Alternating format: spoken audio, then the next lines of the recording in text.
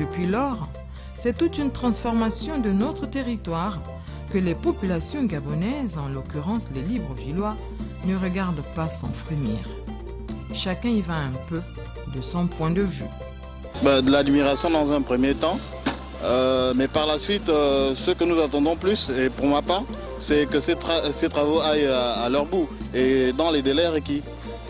Vous savez, nous sortons d'une période où on a lancé des chantiers qui ne vont pas à terme. Donc on attend de voir jusqu'où ça va aller. En principe, lancer c'est une bonne chose, surtout aboutir, aller à terme. J'aimerais que ça continue jusqu'à la fin. Il ne faudrait pas que ça soit encore arrêté. Parce qu'après là, les choses, bon, après là, ça va s'arrêter. Mais il faudrait que ça avance. Qui continue à le faire dans le bon sens, dans ce genre de choses, bien faire et durable. J'aurais proposé ceci, que le ministre en charge, comment on dit ça, du ministère des Travaux publics, c'est ça? Oui. Voilà, le ministère des Travaux publics, qu'il mette une personne de bonne moralité, de bonne foi pour surveiller les travaux qui se feront ici. Ça nous fait du bien. Aujourd'hui, ici, vraiment, la hauteur du tunnel. Nos états de véhicules actuellement, j'espère qu'on aurait un petit temps pour virer avec nos véhicules.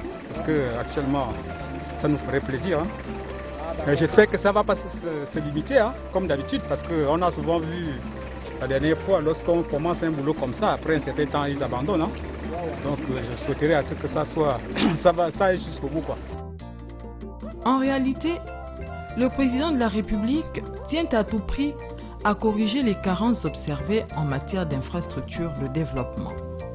Il met alors tout son espoir en cette agence, en ce sens qu'elle joue véritablement son rôle d'organe de suivi, d'exécution et de contrôle.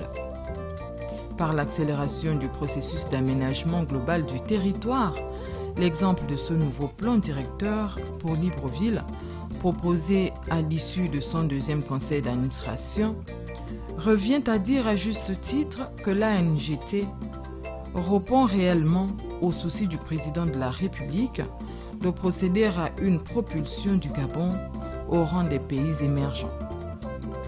Un plan directeur qui, s'il voit concrètement le jour, accorderait non seulement du crédit aux gouvernants, mais changera également, un tant soit peu, la physionomie de la ville de Libreville. De ce nouveau visage de tout le pays, en définitive, les Gabonais ne l'attendent qu'avec beaucoup d'impatience.